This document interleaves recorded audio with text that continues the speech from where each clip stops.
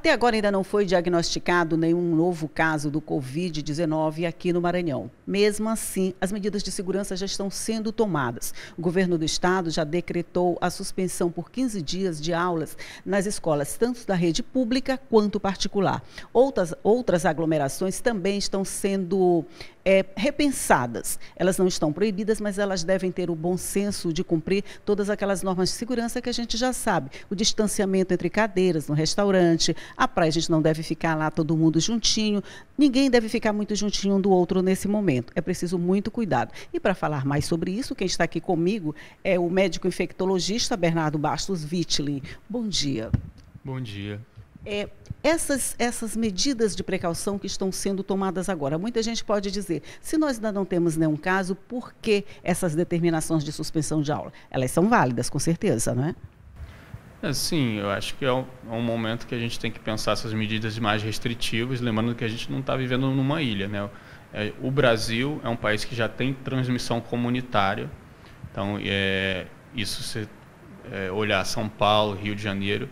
Então, como a gente não tem uma fronteira migratória com esses estados, a gente está muito suscetível à entrada iminente de casos aqui. Embora não tenha sido confirmado nenhum, a expectativa é que em breve isso venha a acontecer e com grande chance de iniciar a transmissão no estado. Até porque a entrada e a saída de pessoas na ilha está liberada, né? Tem pessoas vindo de todos os estados, tem pessoas se movimentando dentro da ilha para estados vizinhos, onde já foi confirmada a presença do vírus. Isso, de alguma forma, cria mesmo aquela sensação de insegurança na gente, né?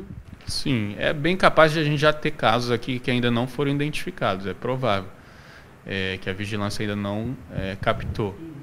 Então, a gente tem que partir lançando mão de medidas restritivas, de modo a evitar que haja uma entrada e transmissão muito acentuada de infecção no estado. Doutor, aqui a gente tem muita gente com gripe. Mesmo antes do coronavírus, a gente já estava com os hospitais, principalmente com crianças, muitas crianças e muitos idosos com a gripe, que a gente chama H1N1, essa coisa toda. Isso, de alguma forma, pode confundir um pouco o diagnóstico, a gente achar que está com o coronavírus, a gente corre para o hospital, a gente acaba sendo infectado pela gripe que está lá. Como é que funciona essa confusão assim, entre as gripes na nossa cabeça? O quadro é muito parecido, né? O coronavírus, ele pode, na maioria das vezes, em 80% dos casos, são casos leves, que podem passar como um resfriado comum, né? Então, o paciente tem tosse, dor de garganta, às vezes uma coriza, e em alguns casos pode parecer uma gripe, que é uma infecção respiratória viral um pouco mais forte, vamos dizer assim, que tem febre, às vezes dor no corpo, junto com esses sintomas respiratórios. Então, se confunde mesmo. Tanto o vírus da gripe, quanto o vírus de outros vírus que causam resfriado comum e o coronavírus. Então, assim, para o paciente é muito difícil, até para o médico, diferenciar só pela clínica, só pelos sinais e sintomas. Só os exames que são capazes de diferenciar. No presente momento, para uma pessoa que tenha sintomas respiratórios no estado do Maranhão, para ser considerado caso suspeito, tem que ter vindo de viagem diária onde haja transmissão ou ter tido uma história de contato próximo com outro caso suspeito ou confirmado. Então, esses são os critérios para se considerar caso suspeito e ser submetido ao teste. Na medida em que houver transmissão aqui, comunitária, né, como está acontecendo no Rio e em São Paulo, aí qualquer caso desse, qualquer quadro de respiratório como esse, poderá ser coronavírus. E a concentração será naqueles pacientes que apresentarão sintomas de gravidade. Esses terão que ser testados e eventualmente internados. Só para a gente lembrar, quais são os sintomas que devem criar esse sinalzinho de alarme para você dizer, eu posso estar com algum problema, então eu tenho que recorrer. Quais são eles? Então, o sintoma principal é falta de ar. Então, se você tiver falta de ar, né, você tem a tosse, você tem uma dorzinha de garganta, aí você tem a febre e depois de alguns dias você desenvolve falta de ar, fica ofegante, esse é o sinal de alarme para você procurar imediatamente um serviço de saúde. Isso vale tanto para os casos graves de gripe, né? A gente tem aí o influenza H1N1 também com casos graves no estado, quanto para o coronavírus. Então, se o paciente tiver falta de ar e, em alguns casos, uma febre muito alta, né, que não cede, aí é o momento de procurar o serviço de saúde. A vacinação contra a gripe, aquela que a gente está acostumado, ela vai ser antecipada, né? Mas, de alguma forma, essa vacinação, ela tem efeito sobre esse novo vírus ou ela é só uma prevenção a mais? Não, ela não tem nenhum efeito sobre o coronavírus, são vírus diferentes, mas ela é muito importante nesse momento, porque uma vez que você tem vários casos de influenza, que é o vírus que causa a gripe, você vai confundir mais, né? Vai ter várias viroses respiratórias ao mesmo tempo. Então, você vacinando, as pessoas tendem a ter menos gripe, tá? Além do que a própria gripe, uma fração de pacientes pode evoluir com gravidade, não é à toa que a gente estava falando que o H1N1 ocasionou até 5 mortes recentemente no Maranhão, incluindo até crianças. Então, foi muito importante essa medida de antecipação da vacinação. Ok. A gente tem ouvido muito falar que a letalidade do coronavírus, de alguma forma, ele é bem inferior a outras praga, estou chamando de praga, há outras doenças que já aconteceram, como a síndrome da respiração, a SARS, que a letalidade era bem maior e não teve essa comoção pública que está tendo no mundo inteiro. Por isso, muita gente desacredita, acha que isso é bobagem, vamos dizer assim, uma comoção muito grande criada pela imprensa. O que justifica a diferença desse tratamento com as outras que, de alguma forma, apresentam essa letalidade maior? É uma doença que realmente demanda muita preocupação. A gente vê o que está acontecendo no mundo. Não é à toa que essas medidas todas restritivas em diversos países estão sendo tomadas.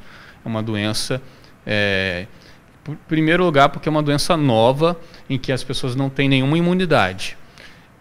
Então, as pessoas estão muito mais suscetíveis. Ela é altamente infectiva.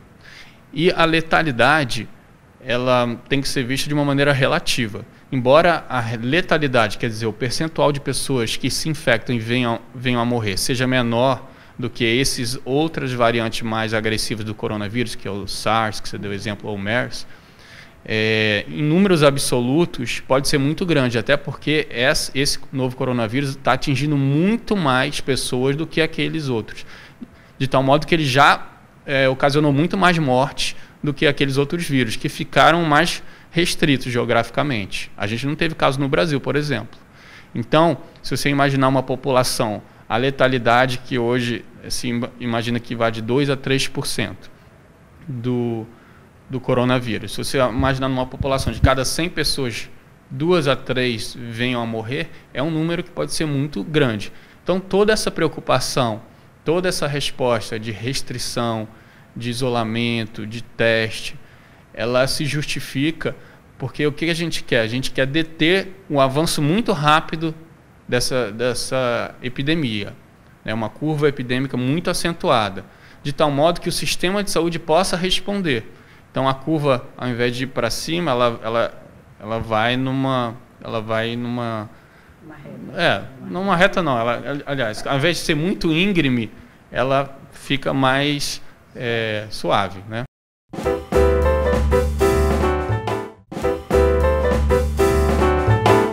Quem precisa andar de ônibus vai ficar bem mais vulnerável. A gente diz, olha, você não pode tocar isso, você não pode tocar aquilo. O corrimão, por exemplo, que é de uso coletivo, não tem como evitar usá-lo no coletivo. Nesses casos, mesmo que você passe o álcool antes de entrar, você vai lá e pega. Sem perceber, você dá uma coçadinha no rosto, faz alguma coisa, faz algum movimento. Mesmo você se desinfetando depois, não já houve um certo contato, um certo perigo nessa situação? Não, a ideia básica é assim, como é que se transmite? Né? Com contato próximo a uma pessoa doente, que venha falar, espirrar ou tossir próximo, né, menos de 1 metro, ou com contato com secreções de pessoas que estão doentes. Então, ao apertar, por exemplo, a mão de uma pessoa. As pessoas infectadas, elas podem contaminar as superfícies que são muito tocadas.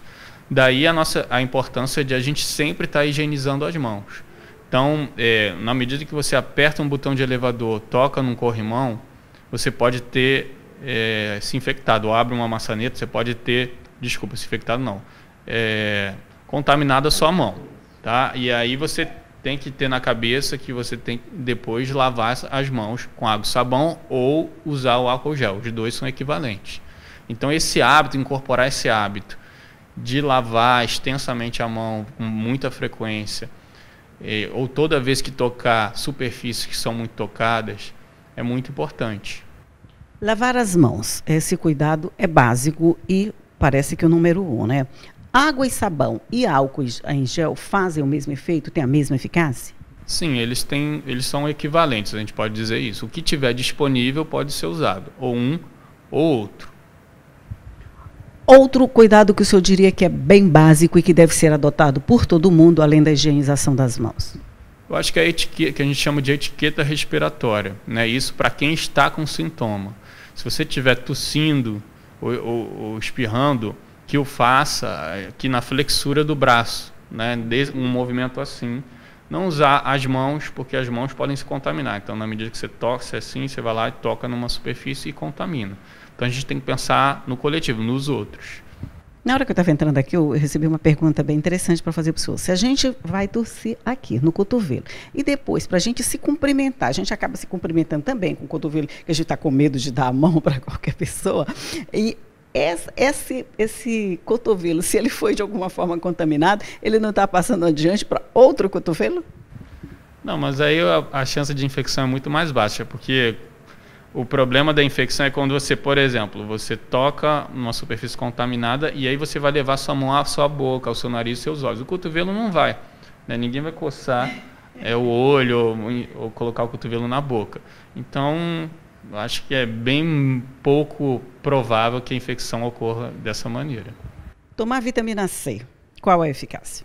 Não tem nenhuma evidência científica de benefício de usar a vitamina C. Tá? A orientação geral é se alimentar bem. Para qualquer tipo de doença infecciosa, o desfecho da infecção é melhor em quem está bem nutrido, e quem está bem nutrido fica com a imunidade melhor. Mas não existe nenhuma evidência de uma reposição de um suplemento vitamínico específico que vá mudar o desfecho de um paciente. Eu estou com febre, mas não apresento nenhum outro sintoma que já foi dito como sendo do Covid-19. Mesmo nesse caso, eu preciso, já é um sinal de alerta, eu preciso procurar a autoridade médica? Não, febre isolada não é tão específico, né? Febre, a gente está até vivendo aí também no Brasil preocupação com a dengue, enfim, tem várias infecções que podem causar febre. Por definição, febre isolada não é caso suspeito de Covid, a não ser que a pessoa tenha tido um contato com alguém com caso confirmado, que aí qualquer sintoma a gente já corre logo para descobrir, porque a probabilidade é alta. Então, você teve contato com outro caso que foi confirmado a Covid-19, e aí você começa com febre, aí a gente não vai perder tempo de esperar que a pessoa tenha tosse, né? Se eu conheço alguém que chegou de algum país da Europa, que eu sei que de alguma forma já foi confirmada a presença do vírus, eu preciso fazer esse alerta às autoridades, eu preciso conversar com a pessoa, como é que eu me comporto numa situação dessa? Não, a pessoa que venha de um local onde haja transmissão, né? E a gente pode falar de viagem internacional, e atualmente a gente vê assim, Rio e São Paulo, que no momento foram decretadas cidades com transmissão comunitária. Se ela vem dessas áreas e ela está assintomática, existem já alguma recomendação para a pessoa ficar em quarentena, né? Que é evitar contato social, né? Ficar saindo, mas nada além disso. Se ela vier a ter sintomas, aí sim, ela sendo um caso suspeito, ela vai procurar a unidade de saúde, vai ser notificado como caso suspeito e vai colher os exames. Só uma última pergunta. Decretada a suspensão das aulas, as crianças estão em casa. Os pais estão no trabalho. Isso significa que as crianças estão liberadas para brincar no parquinho, para ir para o shopping, para fazer compras, para jogar pelada na rua, ou elas devem ficar mesmo dentro de casa? Bom, a gente tem que ser coerente, né? Se a gente está suspendendo as aulas para evitar justamente muito contato social próximo, então a gente não pode levar essas crianças para terem contato em outras áreas, fazer lazer. Então, é claro que é um bom senso, né? Uma pessoa não precisa estar totalmente, nesse momento, estar confinada em casa, a pessoa pode sair, mas preferir áreas abertas e que haja contato próximo. As crianças, lembrando que elas têm, né, crianças junto, elas brincam, é difícil de segurar. Então, a gente tem que ter um bom senso.